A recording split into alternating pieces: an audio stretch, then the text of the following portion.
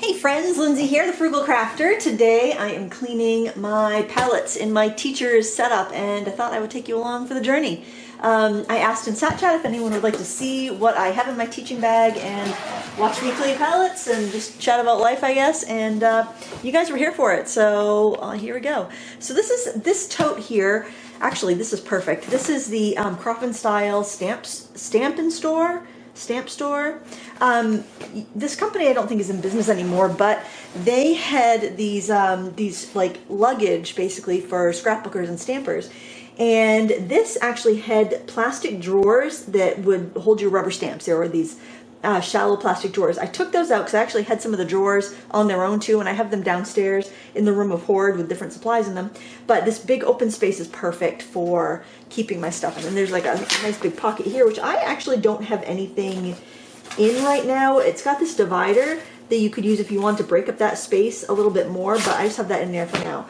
I have a bunch of these little generic mini misters. I don't know how many in there, quite a few. These are fun because you can make ink sprays by like taking watercolor, like with your brush off the pan, put it in there with some water to make sprays, or you can just put water in it when I have techniques that I need to use a spray bottle for. So I've got probably a dozen of those in there.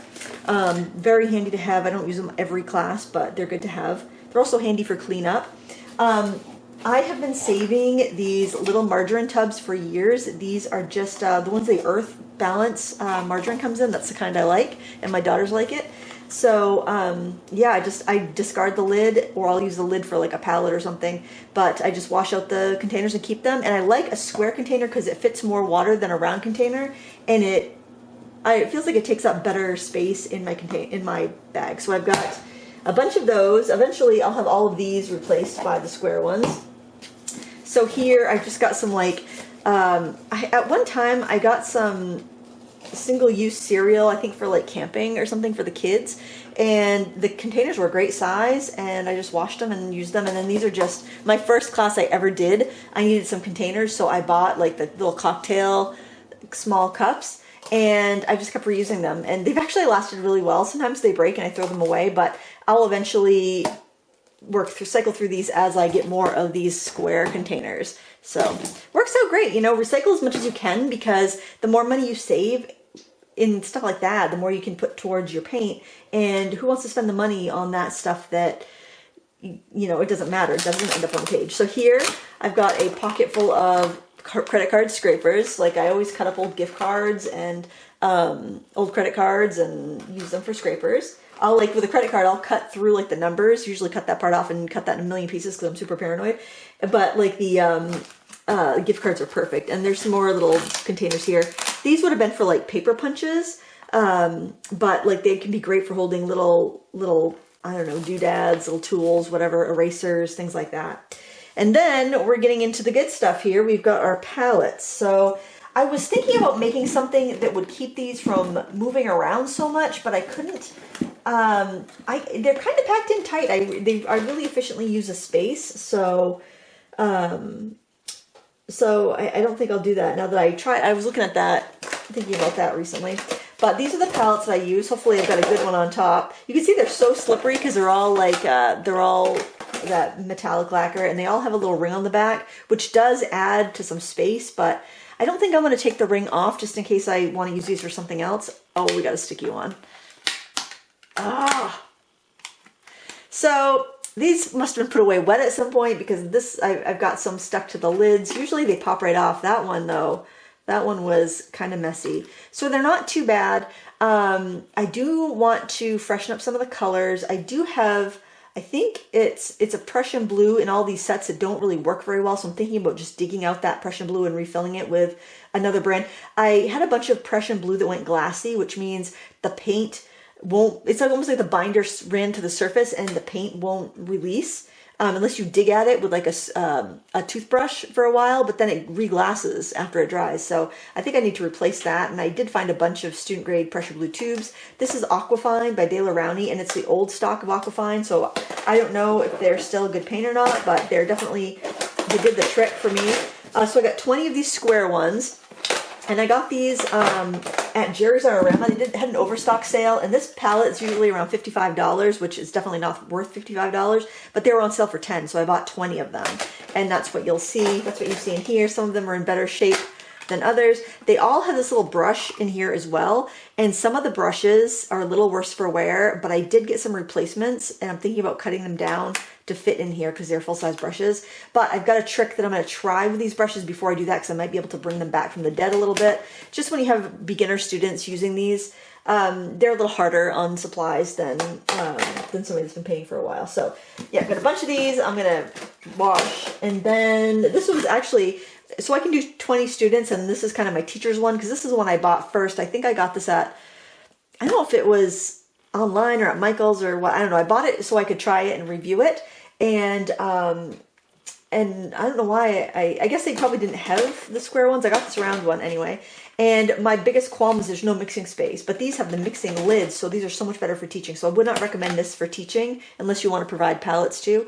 But it's an interesting little palette, and let me try the set to see if I liked it before I picked it up for students. And then I did add a bit of a rose madder in there because this set didn't have a rose, but the 24 set did. So that's kind of the one I'll use if I have a full class. And then also in here, I've got some rolls of masking tape, and I just got a Dollar Tree masking tape because it's not super sticky, and it's in the automotive department, and so it's $1.25 a roll. Actually, I don't think this one was $1. This actually probably was a Dollar Tree, but this is an older one. They've gotten a little bit skinnier.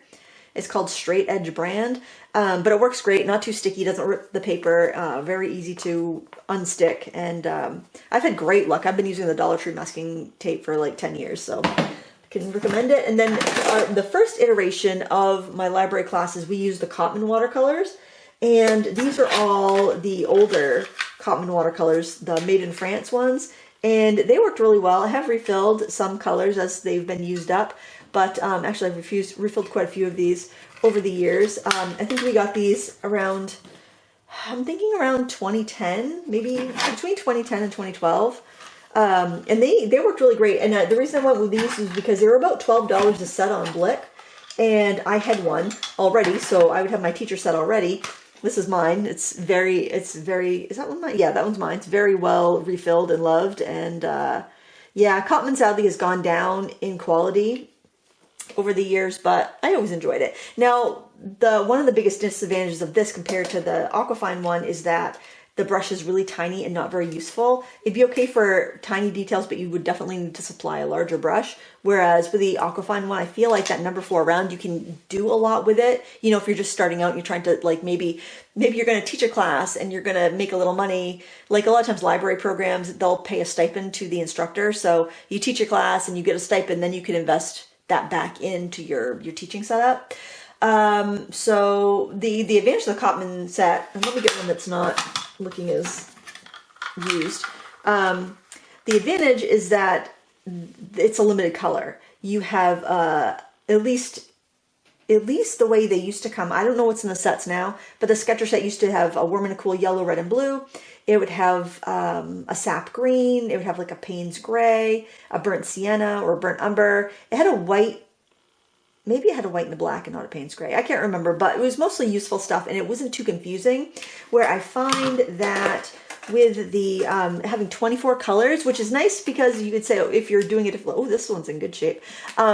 It's nice if you're, you have more variety of colors to use, but what can be confusing is your students knowing what color to pick, especially with watercolors looking different in the pan than they do on paper. These came with plastic overlays, but they just was always getting dirty and stuck to the paint that I just took them out. I don't know if I got rid of them or if I put them somewhere, but they might actually be in the top. I'm not sure. One of these pockets, who knows? Who knows? There's so many treasures.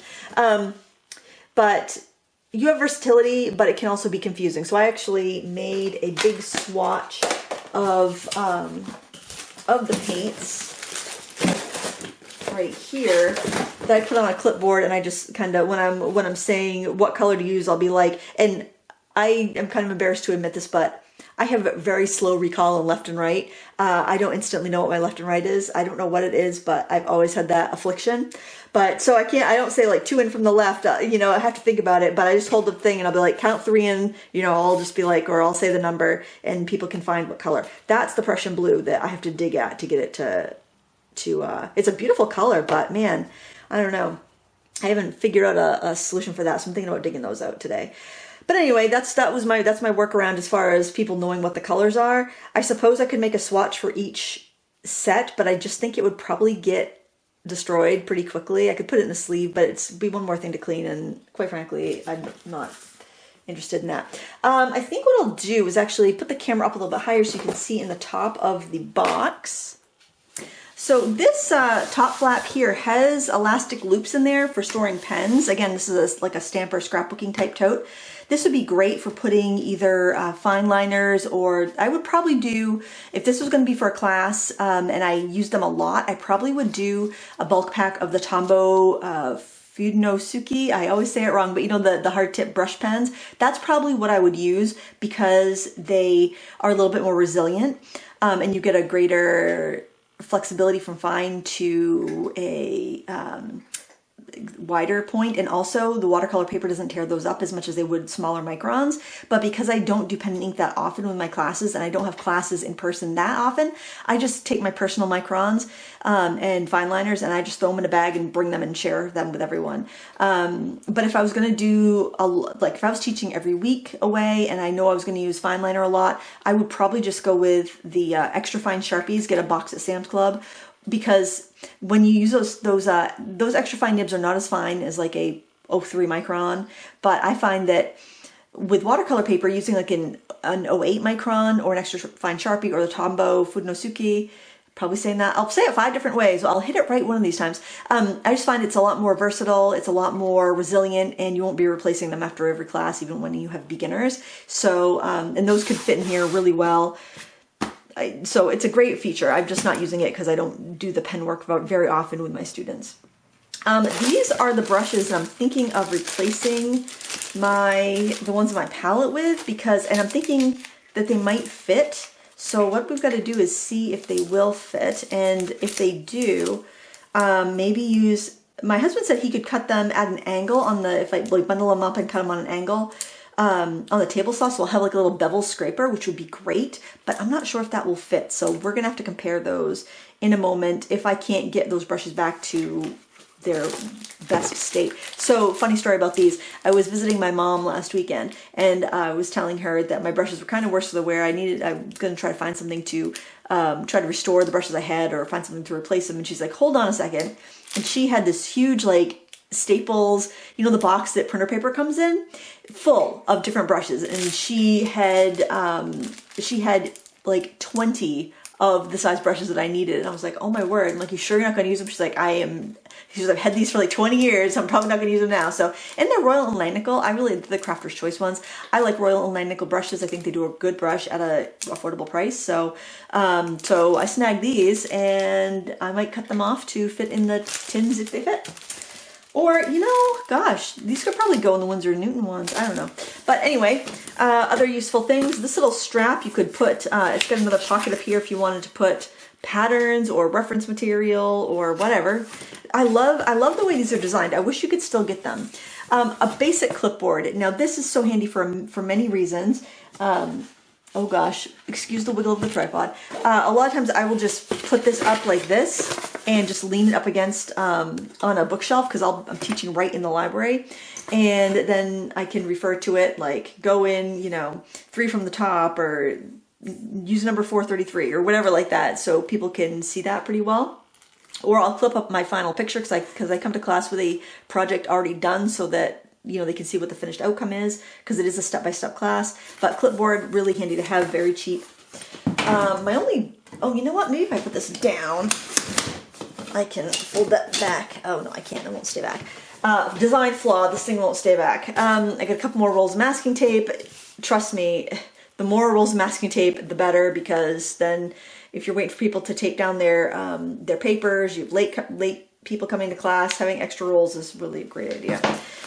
In here, I have some very useful stuff. I have got transfer paper, and so if you're looking for a good buy on graphite paper and you want graphite and not carbon, this can be reused time and time and time for years and years and years. I would recommend the Arteza pack of 60 sheets of graphite paper. They're 9 by 12 sheets, and I cut them in half because we're usually working on smaller sheets or like Strathmore greeting cards or Canson Montval greeting cards. So a half sheet is perfect, and then I have so like if you take 10 of those sheets, you cut them in half, you got 20 right there. They're really useful and reusable. And then, I mean, you might even have a student that you know, would love to have some, and then you can be like, here you go, I'll share. Another brand I recommend, if you don't need that much, is Royal and Magnickel. They do a graphite paper in white and black. Of course, you probably wouldn't use the white ones with watercolor paper, but if you did some other type of painting, they come in larger sheets and you can cut them down, or you can leave them big and just, you know, use them like that, depending on what your needs are. And so if I have a class where we're going to be doing where I'm going to be using this and I'm providing a pattern, what I do is I bring the pattern. Well, here's one. So I brought this pattern in. You might recognize this from either the Hand Painted Holiday, which that's from Hand Painted Holiday. This is from a Free Michaels class that I did. Are we in frame? There we go. Sorry if I pull this out of frame. This is weird. I'm filming in my kitchen. I'm all out of sorts. So basically what I did was I took my 2 patterns that I had drawn, I stuck them down to a piece of paper, and I had my librarian photocopy this for however many students we had, and then they could trim out their patterns and transfer it on their paper. So we did a bookmark and we did a greeting card for that class. So that really saves time. Well, I don't know if it really saves time, but it definitely makes it so it's more accessible to people that don't know how to draw. And sometimes, like this was a pen and ink one that we did, and I think I actually have a YouTube video, or maybe it was a Michael's class, I don't remember. It's free on YouTube anyway. So we did that. I think it was probably last year for Mother's Day. And that was a lot of fun. I gave everybody a pattern. They very gently transferred it with a transfer paper with a pencil, and then we used microns that I brought from my own stash for them to do the pen and ink, and then we added watercolor. I think pen and ink and watercolor, when you have a pattern like this that you've drawn and you provide to your student, is kind of like a no-fail type of project. You know, because they transfer on the graphite lines and then they go over with the pen and they can take their time, and it's very relaxing. And then watercolor can be so simple, just an easy wash on top. Now this is the white transfer paper I was telling you about. I'm not even sure why I have the white paper in here, because we're usually not working on a toned watercolor surface, but this is what the white paper looks like. It's sometimes it's white and white, so you just look for the shiny side, but that's great for transferring onto black paper or a darker color where the graphite lines wouldn't show up. So that's all in there, very handy. I don't need those patterns in there anymore. But you know, a lot of times I'll keep stuff like that in here because you might have somebody that wants to do something different, and you could say, hey, how about this? I also keep just a pad of like extra paper. A lot of times I'll use this for demoing because I'll be painting larger than my students, and if I can do it on really inexpensive paper and it comes out all right, then I know that my students won't have a hard time. I've got some cotton paper in here too and actually that should go in another thing, just for so sometimes we do work on cotton paper and not the greeting cards, but I just keep this because it's easy for me to demo really large. And also, if say somebody comes and they've got their child with them, like they lost childcare at the last minute, or they just didn't have time to you know, to arrange something like that, and so kids hanging out in the library and they want to paint too, I can use one of the other palettes and give them a sheet of this and just be like, have fun, you know. I don't have to worry about it because it's cheap, it's not precious, but it's still a decent quality. And I usually will also have a box of my Strathmore greeting cards right in this space, and it fits fine. And there's more loops and stuff, which I don't really use for anything, but there they are. This is just a cheap pencil case, probably from the Dollar Tree. It was probably like a 2-pack from the Dollar Tree. And in it, I have a flat compass. Love these things. They are just great for making circles. Obviously, I have a bunch of cheap little pencil sharpeners that probably came from the Dollar Tree. I think they did, because I think I just saw them the other day in like a pack of 30 or something. It's unreal. You can't even buy replacement blades for that. And then I've just got a bunch of number 2 pencils. So I'll scatter those on the table. If we have to do some transferring or drawing, then we have those. It's not fancy. I have little erasers to put on the ends because the erasers do get used up. And then I've got a bunch of just like plastic erasers in there for more gentle erasing. Yeah, a bunch of pencil sharpeners. It's kind of a catch-all. I have Q-tips in here because sometimes we're doing like, you know, for the Christmas things, we'll do like little balls on a Christmas tree. These are great for making balls and berries and stuff. So it's also good for lifting out tiny mistakes. So that's what's in there. And I've got a Sharpie in there for some reason, probably for, I don't know, probably for drawing really bold on paper for everyone to see. So that's what's in there. Not fancy, but it's useful. You're going to need it. You're going to need it when you're teaching. Maybe I can prop that up. Nah. And then here, this was such a great find. These had cookies in them, and we got them for Christmas. I think they might have come from Sam's Club. And when the cookies were gone, I think they were a gift from my mom. When the cookies were gone, I'm like, those will be perfect for brushes. And just like with the water containers, the square water containers, oh my gosh, I've been like, just kind of like crouching for so long. My ankles are like numb. Well, first they have a little window so I can see if it's flat or round brushes. But yeah, I just have all my flats in there, like assorted size flats, because usually I'll have the larger ones for washes and the smaller ones for, if we're doing like, sometimes I'll do, like with the kids, I'll do enamel tile painting, and we'll use the smaller ones for that. And this is all rounds, like larger rounds and smaller rounds, just a greater variety in case the brush in the kit is a dud or we just need more sizes. I have those in there. But the square shape, it holds so much more than round because it's all usable space and it doesn't waste any space inside the slot. Oh, there's a slot. Can you see that in there? I'm not sure if that shows. I don't know if I can show you this and move my camera. There's like a slot there that is great for those. And that's what I do. I just put these containers in there like that. And I even have a little extra space in there if I wanted to tuck like a little round tube or something else of brushes, if I needed like a specialty brush that I don't have in there. And let's see, there are some pockets on the side. Let me see if I have anything in those. Oh, we're back to crouching, my poor ankles. There's a big pocket on this side. Let's see what's in here. Let's see what treasures we find. I feel like Mary Poppins. Let's see.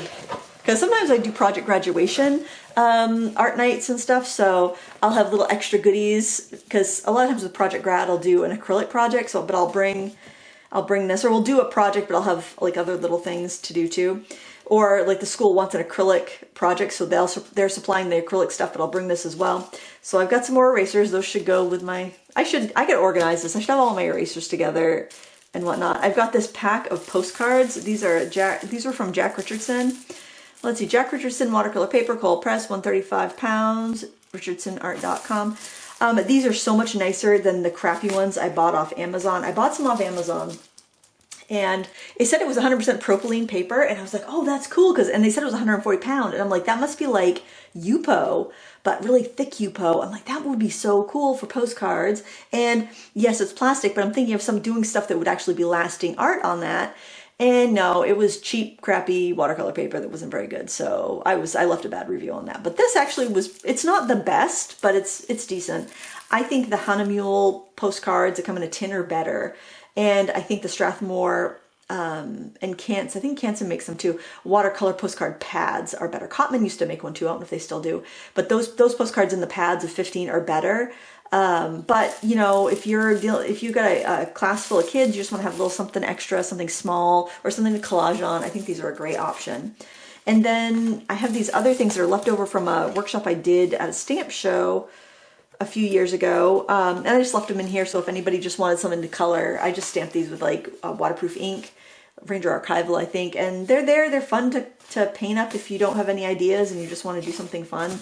And then, you know, I got a bunch of these. We did some watercoloring for stampers. I did a workshop down at the Heirloom Stamp Show, and I was sponsored by, or my liaison was Lost Coast Designs, so I used their designs there. Very, very nice stamps.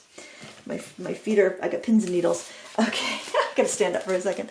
Oh, let's see if we have anything in the other pocket here. Oh my goodness, I'm gonna come around.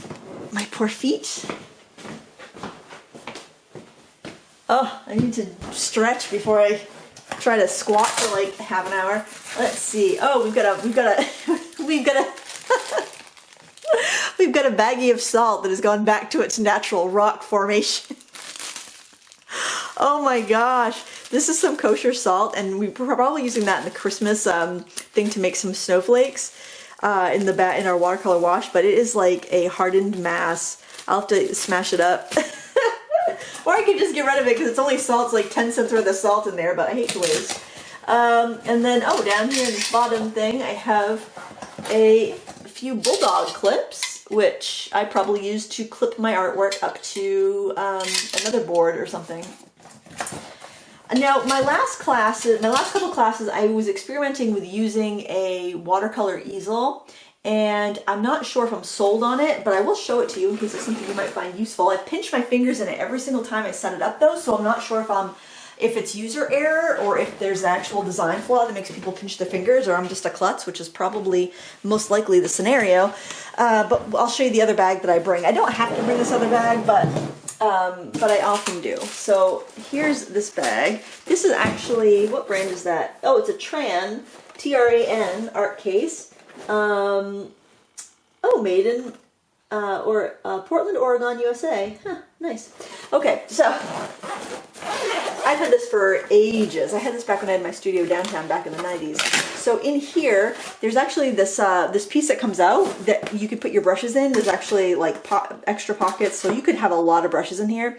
Actually, what I have in here is my craft ammo brushes. I have my prototypes. These were the old, the prototypes I got before I got my actual brushes in, but they're great. They're just not the right color, so I just keep them in here. And then I do have one of my prototypes of the craft ammo that before they had my names on them to make sure the lengths were all right. And then I have like a Menta Rowan Lanicle, and I have a liner in here. So, I could probably stock this up a little bit better, but I don't want to have, when I'm teaching, I don't want to have, I have these because they're larger. I'm working larger than what my students are working. They're working like a 6x9, and I was working 9x12. But I don't want to have super top of the line brushes for me to use and have my students using less expensive brushes, because let's be real, I'm not going to be buying $100 brushes for people to jam into watercolor pans that have never really used them before. Not to and I'm not saying that as a disparaging thing to students, but they don't quite know how to take care of brushes yet. And also with student grade watercolors, you got to dig a little bit more at them. So my brushes they're all, well, I use synthetic anyways, but they're all a little bit more resilient, like Golden Taklon and whatnot. So basically, I want to make sure they can achieve the same results I'm achieving with the supplies that they have. Long story short, I hope it didn't sound like a snob. And so that goes in there. I don't keep too much in here, to be honest. I kind of unpack it and pack it with every class, but this is, this little pouch actually is quite nice. This is from Altenew, and I use this to put the cotton watercolor paper in, and I'm going to put the other cotton paper they have up there in here. But I used it because it's clear, I can see what I have, and I just went and pre-drew all of my horizon lines on the paper before I gave them to my students. We had a couple no-shows, so I have a few sheets of paper left.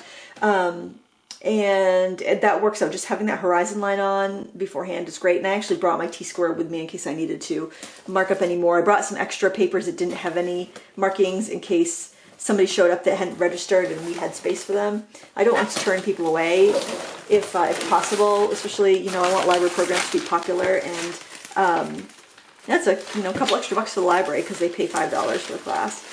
Now we've got, this is the tripod. It's very light. This is the tripod for the watercolor easel that I've been using. I am afraid that outside in the wind, this is not going to hack it. But it was fine for displaying my work while I was working. It felt kind of wiggly to paint on, and I am not somebody who paints on an easel that often. Usually if I'm out painting plein air, unless I'm painting pastels or oils or acrylics, I'm sitting and I have my sketch pad on my lap, and that's usually what I like to do.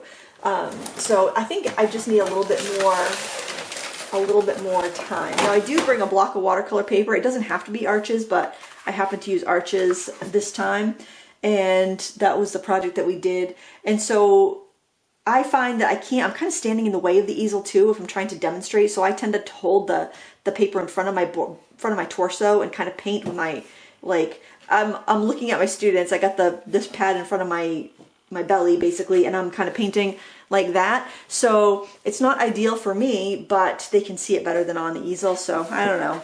I'm kind of work in progress. Now the ones I did in class are not as good because you've got to you're trying to talk and do it and help others and everything all at the same time, but it's all right. I'm thinking about cutting these up into maybe bookmarks or greeting cards or something, but I did like the original one that I did for the demo, and I'll probably keep that one or sell it or something. Somebody asked about it, but I don't think they were serious once I told them the price. That's fair.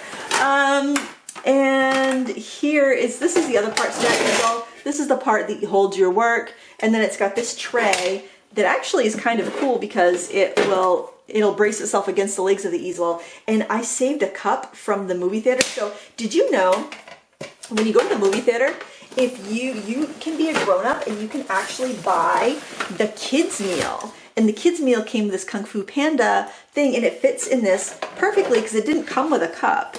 And instead of putting water in that, which you definitely could put water in that, I was actually just putting my brushes in that and using my water cups from my bag. But you could definitely use that for water. I thought it's just like the perfect fit, because when I got that at the movie theater, I was like, well, this is a nice plastic cup. I don't really want to just throw it away. And then I'm like, I'll take it home and see if there's something I can use it for. And then bam, it was perfect. So, and the rest of and then I didn't over consume like junk food because I just had the kids meal and the kids popcorn pack with Swedish fish. And then I had this that I could use, and the rest of it was just cardboard. So I'm like, okay, win for the environment, win for my travel cleaning kit, and that's all I have in there. All right, so I don't know how long we've been doing this, but it seems like a long time. Let's go over to the sink and start cleaning palettes, and I'll keep talking to you. My dog is in the backyard. I'm looking out the window, and she's napping out there. That's a compost tumbler, by the way, that like round thing that's right there. It's a make you put your scraps in there and make oh, she woke up. She's like, who's talking about me? I can sense it. So she likes to go out back there after we get done walking in the morning, and I don't like to go downstairs to work if she's still back there. And it's such a nice day that I hate to like bring her in if she still wants to be outside. So I'm like, this is perfect. I'll do my palette cleaning now, and she can enjoy the afternoon out there. Oh, little bird went by, little robin. There's squirrels that she likes to watch, so she has a good time out there. And the cats will go out and visit her, and she's got a little run out there. But thought that was kind of cute. Just hanging out. I was supposed to actually have a project I should be working on downstairs, but like I said, I don't like to haul her in before she's ready, and I don't like to work downstairs if she's out there. I don't want to forget about her or have her barking and not be able to hear her. Now, I am not fancy. I don't have a sink in my studio, so I got to do my palette washing up here. This is a little brush thing my mom gave me in my Christmas stocking, and it's great for when I have to do a big clean. This is a lava soap. Lava soap works great for cleaning brushes. They don't endorse that fact because obviously they don't want to be responsible for anything happening to your brushes, but I've had great luck using lava soap, especially from oil painting brushes. But it does get the grime out, and it's quite gentle, but it does have a little bit of a grit in there that does clean the brush as well. I'm also probably going to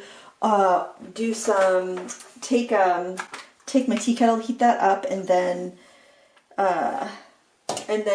pour some into a cup, and then dip some of my brushes that have had some rough times to try to get them to straighten out. Sometimes your brushes will get little hooks on them, and that's not great.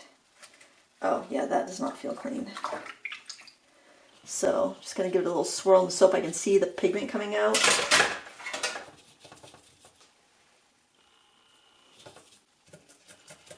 Clean it on there. Now make sure you clean your brush, your sink before you begin this, because you don't want to be getting any nasties in your palette. You don't want to get any food grossness or whatnot.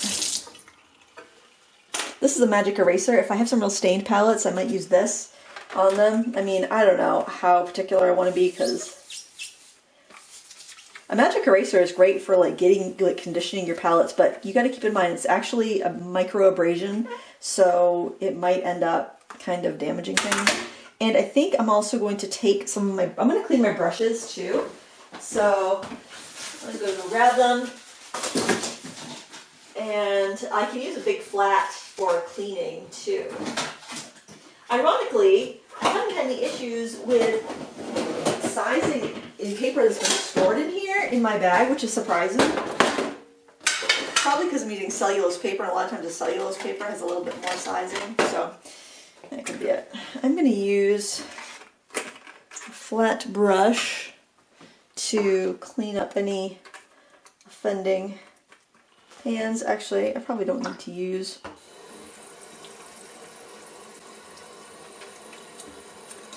Yeah, I don't want to waste a bunch of paint. I just want to kind of get that top layer of film off if they're dirty.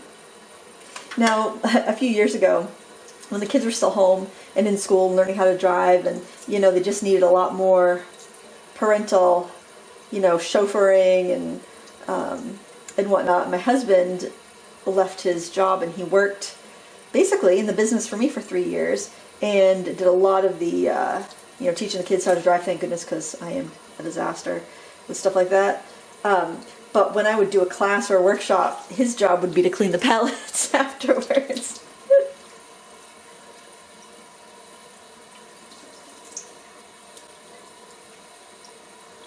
His old job opened back up again, so when the kids were heading off to college, he went back into radio. And I found things much more manageable, you know, once the kids all had their driver's licenses too. So I think that's clean enough, to be honest. If this was really gross, I can pop this part out and clean it, but that's not bad, so I'm just going to leave that be and try not to waste that much water. And I'll leave it open. I'm going to leave it open to dry. This is that Prussian blue, I think, right here. I got some on my finger, but it's certainly not as vibrant as it should be. So, but then again, I've also done so much without even needing that color that actually now that's coming out. So maybe it's changed its ways now that it's how some of the paints kind of were sticking to the lid. Maybe it's deglassed itself. I don't know. Wonders never cease. So that brush actually looks like it's in pretty good shape. So I'm going to put that right back in the container as well. Yeah, and we'll just keep going and chat. We'll just chat. We'll chat about life. I'm going to turn this thing around. Make sure that then I can see that I'm in frame or not. So I don't know if I would necessarily recommend these paints. I don't think it's an advantage to have all those extra colors. Oh, that brush is pretty dirty. I'm not going to throw it right in the water because I don't want the handles to swell. I don't really think that it's a huge advantage to have all these colors because it's confusing. And I think it would be better off. I'll probably save the tins. What I might do, I have a friend who does 3D printing and I might hire him to make me inserts for this, but I think I'd still want to use up more of the paint first because that's just be way too wasteful. Get rid of all that paint. Because if I had larger pans, then it'd be better for bigger brushes like this. And I would have fewer colors. And what I probably would do, and I have so many student grade paints to use up first. And for the lessons I'm doing, I designed them for the student grade paints to work with those quirks. And you know, a lot of people, when they finish up the class, when they're buying their paints, they're probably going to be in the student grade range. They're, you know, probably unlikely to go drop $100 on professional paints. So I also want it to be kind of easy for them to find the supplies. You can get, like, for instance, you can get Cotman everywhere. You can get Aquafine a lot of places too. I think Michael's even has it, and we get a Michael's in our town. So, you know, it's easy to find. And I think that's really important. So you're not just relearning every single time you sit down. I think I will wash that out on its own now. This is just an old t-shirt rag. And I'll throw it in the wash when I'm done. I cut these up. My husband gets rid of his shirts, or he'll cut them up, whatever. They're great for using for cleaning rags. And if I'm just cleaning watercolor stuff, I'll wash them and reuse them. If I'm cleaning up oil paint stuff, then I will toss them in my metal can for trash day, and that way I don't have to worry about oil and things like that getting into my wash. That looks pretty clean. Every once in a while I'll see a good deal on Amazon and I'll post about it, and my post will be like, if you're a teacher, this is a great stock up price. And a few times, it's like, there's been a few times where it's like, if I didn't already have these Aquafine sets, I would definitely get the other ones that I saw because the quality of them is better. Like for instance, Paul Rubens had a 12 color set in the pink tin, and they no longer sell that version. And it was perfect, and they went on sale for like $13 a piece, and that would have been, I bought one just to see because I was thinking, oh, this might be a good one to replace with, but then they don't sell it anymore. At least not on Amazon. They might on like AliExpress or something. I think that brush looks like it's in pretty good shape. Oh, that's good.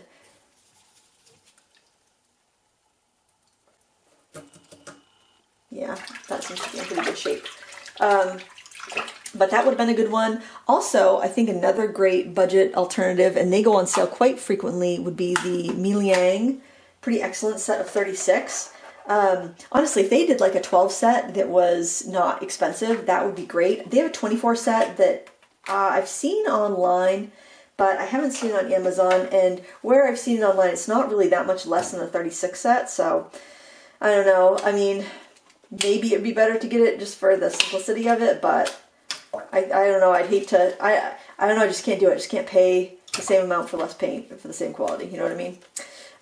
Just can't do it. But that would be another good option, especially if it's a more advanced class that can handle having the extra colors.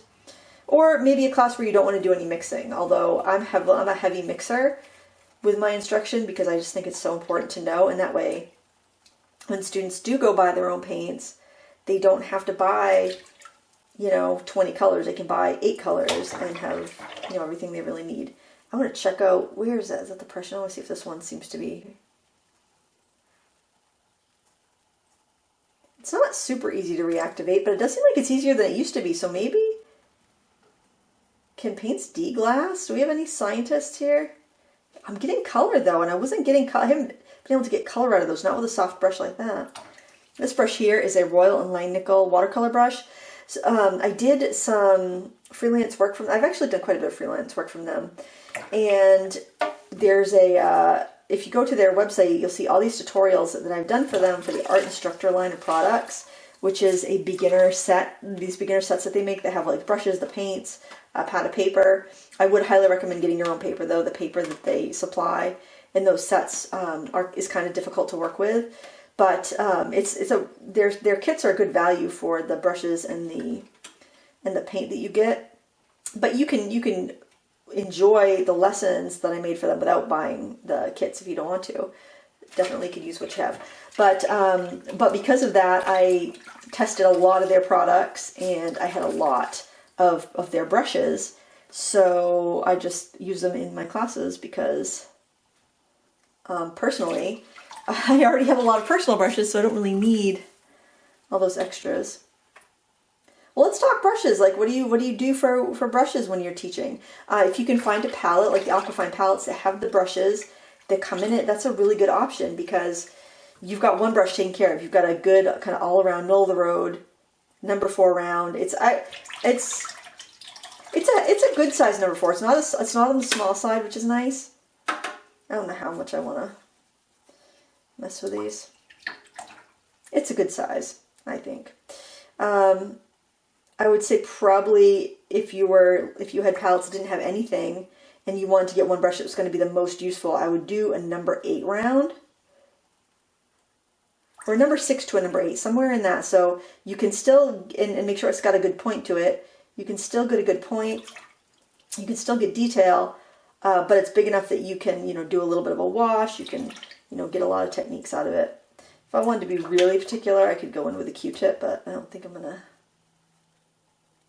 feeling that particular. And I'm just I know I'm going to have to refill my Sap Green on these palettes, probably some Ultramarine blues. I'm going to try to just let them dry for the most part, not try to dump out like the colors that I get too full. And I'm using the rags instead of my dishcloth because even though these are non-toxic student grade paints, that's another reason why I use student grade, because it's non-toxic for the most part. I don't really want to use it like a dishcloth because for a couple of reasons. I mean, well, I'd obviously use a clean one, but I don't really want to get those chemicals on my dishcloth, and if there was a trace of food, then I wouldn't want to get that on my paints. This one I think had stuck because it's a little dented. I'll grab it there, which isn't a big deal, but if that got in somebody's like wash of a bright color, that would be a bummer. So yeah, Paul Rubens, Emil Yang, those would be good options. If you had empty palettes, Davinci would be my pick because they have such large tubes and their professional paints run about what you would pay for a student grade.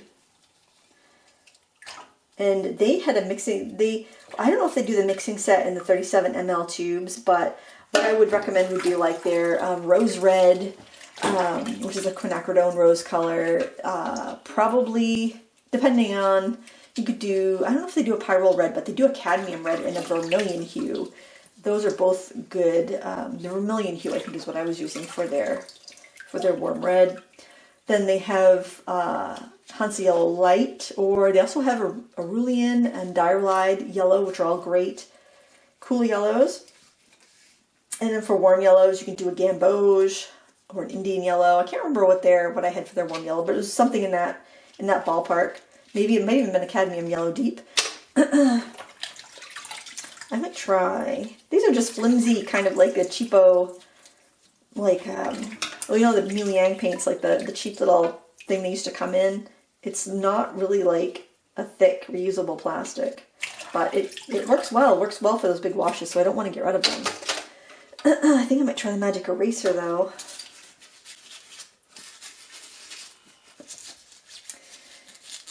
Cotton, I think, is still all right for teaching, especially if you're refilling your palettes, but I don't think they're the best option. Ideally, what I would love to see for a teacher kit would be like a set of 12, like the old Cotman Sketcher box, maybe with full. Look at that. Now, I asked my students to clean their brushes out before class, before they leave, and that one like was so full of paint. These brushes might not be as in bad shape as I thought. They might just be dirty. I know somebody's in the comments is going to be like, "You're wasting so much water." I'm really, it's just because I'm filming and I'm distracted. But the way it rains in Maine, we got plenty in the well. Actually, this one might need a little bit of work. So what I'm going to do is I'm going to keep washing palettes, and then we're going to try to restore some brushes. So stay tuned. This one's tricky. This was the one that stuck to the lid. So I just wet my finger with clean water and I pressed the leftover Payne's Gray back in the tin. And I'm going to use this plastic razor blade to try to scrape this out. I don't think I'm going to try to save it because I think if it's sticking up enough, it's just going to stick to the tin again. So that seemed to work out pretty well. And oh yeah, that's cleaning off. See, that's not that big of a deal. Oh, that's good, because I was wondering how I was going to deal with that. So yeah, just kind of, I rinsed my finger off, made sure it was nice, fresh, clean water, and I just pressed what was left back in there. And onward. I'm lowering my standards though. I'm not going to be as meticulous because I'm looking over the ones I spent time cleaning. I think as long as the pans are clean and this mixing area is clean, I'm not going to worry about it too much. Because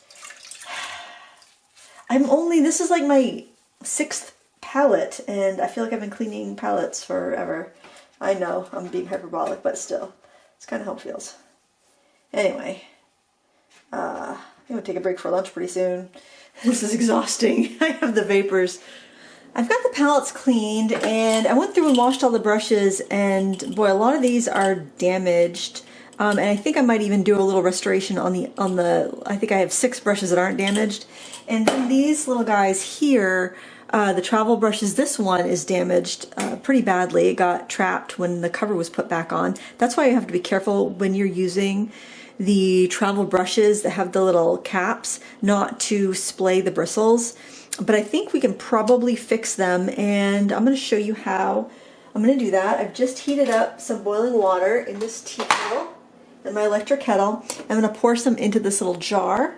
And a coffee mug would be fine. Anything that can take the heat. I hope this jar is okay. It's a little yogurt pot. Okay. And then what we're going to do, and I'll just try that one that's the worst. I'll try this one here that's the worst, and we'll see. I hope that's showing up on camera, the splayed edge there. So dip it in and see that hair just like almost automatically went back. It's spreading apart a little bit, so I'm going to dip it in one more time. And then I'm going to draw it across this bar of soap. Doesn't any bar is fine. And shape it in, okay? Now these have little holes on the end to help the brushes dry out. So I think it's a little bit better to actually put these brushes away, any of these travel brushes, while they're wet, because they're going to, the bristles will stay together, and you just, before you close it, make sure that it's not catching anything, and then it'll dry out because of the dry holes there at the end. The rest of these are not bad. I'm just gonna, this one has a splayed edge, so again against the soap. And then I'm gonna very carefully, oh, you know what, I'm gonna do that again. I feel like there's still that little guy that wants to splay. These are synthetic bristles. I don't know, this is the boiling water probably is not going to help. It might with natural bristles, but it works great with the synthetics, and the soap will help in any brush. And so when these are used again, they'll feel hard like a brand new brush, so the student can just rinse off the brushes and they're going to be good to go. So I'm looking here, I got another one with a splayed, two more with a few splayed hairs. Sometimes when you buy them, they'll be like that because at the factory they didn't take very good care. So if that happens and maybe you don't notice it when you first buy it and you've had it for a while and it's too late to return it, just do that. It's really quite an amazing trick. And so I'm going to do that to all of my brushes, all of my damaged ones. And I'll probably have to reheat my water, but I'm going to do it off camera just because this is going to be, I have to be careful. I have to really pay attention to make sure I don't splay those bristles. Okay, now let's see if we can help our other ones here. I still have more of the Winsor Newton ones to do, but let's look at a bad one here. So these all have a little bit of splaying. That one's really bad. That was like put away, dirty, and it just kind of got caught in the it dried with all that paint in there. So by doing the boiling water and soap trick, we're training those bristles to go back where they belong. And it may not be perfect, but it's going to be better. Okay, so I'm going to do that to all my travel brushes. I did have some that were fine. I'm going to do all the bad ones first, but if I have it in me afterwards, I will do the rest of them too. But this is restoring and reshaping, and I might not be able to fix them all. This one looks like it's a little far gone.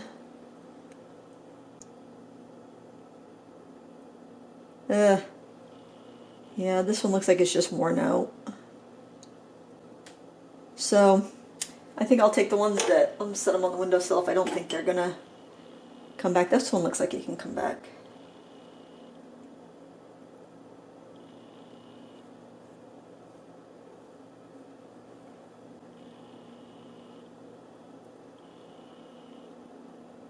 Oh, something else I want to show you.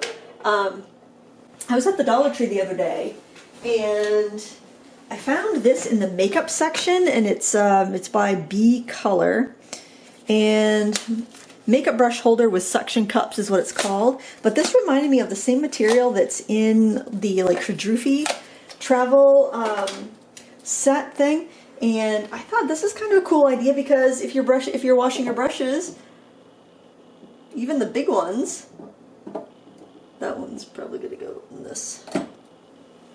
You know, you can let them dry like that, and that way, if you don't have an expensive brush holder, that's $1.25. It's going to definitely do the trick. And look, there's even some like some smaller holes in the back. This would go in one of the smaller ones, but I mean, I think if you want to have some dried straight up, you could do that as well. So I thought that was kind of a cool little gadget. Anyway, but I'm gonna finish restoring these brushes hopefully, and we'll see what we're at when we're done. All right, we have clean palettes. I know they don't look perfect or like brand new, but they're not bad. And over here we have more clean palettes. I put away the brushes that I restored, the little travel ones there. I have restored all my round brushes, which is kind of nice because they're all looking pretty good, and it's totally fine to leave the soap in them, and then the next time you use them, you just rinse them out, and that's going to really help them keep their points. I'm so glad I wasn't going to go through and wash all of them because I was getting kind of tired. It's 2:20 in the afternoon, and I started this like 9:30 or something. So I'm glad I did that because these are going to be so much nicer for people to use. I ended up getting rid of 2 brushes. I'm actually going to see if my husband wants them for kind of like junky projects that he's doing. Not that he does junky projects, but you know, he always needs like crappy brushes for glue and stuff. And now I just need to do the flat brushes. And yeah, let's take a look at the rounds that were from the Aquafine palettes and see how those are looking. I hope I'm not making anybody sick here. What a weird video, right? So I put a bunch of these just flat on the windowsill just so I could kind of keep track of them. I think they look pretty good, actually. I didn't know if they were going to come back to their original shape, but so far I don't think there's any that I have to really... I don't think I have to get rid of any of them. So that's good news. I was able to restore them. So if you have, you know, brushes like that, that's a good idea to give that a try anyway before you toss them. I hope I'm in camera. So yeah, those are going to go back in their palettes. And yeah, I just gotta wash the flats, and then I think I'm gonna call this done. One more thing I wanted to share is that I've been refilling my palette while I'm at it. So I've got Cotman tube paints, I've got some Royal Langnickel. Yeah, basically using what I have up, and I will go in and, like, this is the cobalt blue hue. I fill them up and then I wet my fingers and I tap them down so that that's pretty good. So that it kind of levels them off, because I know they're going to shrink down a little bit as they dry, but I want to, I've got more pellets over there to do, but see, I'll wet my fingers and I'll just kind of go in and kind of press it, make sure it fills in the gaps. That one didn't have any in there. And then when it dries, it will shrink in a little bit, and we shouldn't get any cracking. It should just kind of meld in with the previous color and be good to go. I have a couple Sap Greens. They could kind of dried up, and I want to be able to squeeze them out, so I just kind of put them, I took the caps off and put them in this tube of hot water, and hopefully I'll be able to squeeze a little bit of that out, because I did need a little bit more Sap Green on some of them. That's a popular color that I use. But yeah, that's pretty much it. Oh, I splashed some soap onto that. There we go. Tedious, day-long project, but we're almost done, and then this will be also nice and fresh for my next class. And I'm gonna let these dry out completely. I'm gonna let my brushes dry out completely before I put them back in their containers. I want to make sure that everything is in great shape, and I think, looking at these, I don't know, they all seem to be pretty good after I restored them, but I might just bring those other number 6 rounds and pass them out to students if need be. We'll see. We'll see how they act after they're in use a bit, but I don't want to cut down the other brushes if I don't need to. But there you go. That's it. I'm going to keep on filling. It's nice. It's nice to use what you have, though. It's nice to be able to restore these brushes and to be able to get my palettes all back in ship shape, and it's nice to share. It's nice to share art with others. And speaking of sharing, it was funny, longtime viewer, kind of got tired of using Cotmans, I guess, and she had sent me a bunch of her tubes. So this is perfect because she shared them with me, and I'm going to share them with my students. And I like that. I think it's kind of a nice thought. Oh, one more thing. I'll share this with you, and I know I've shared it before. Hopefully, did I misplace it? It's probably really echoey in here because this is my kitchen. This right here is a tube bringer. I picked this up on Amazon. I bought one from one of the art stores, I think probably Jerry's Artorama or Blick, and it was plastic, and it lasted pretty well. But then I'm like, I wish I got a metal one. The metal ones were like 35 bucks at the art store, but I found this one on Amazon for like $6. It did take a little while to get here because it was being shipped from China.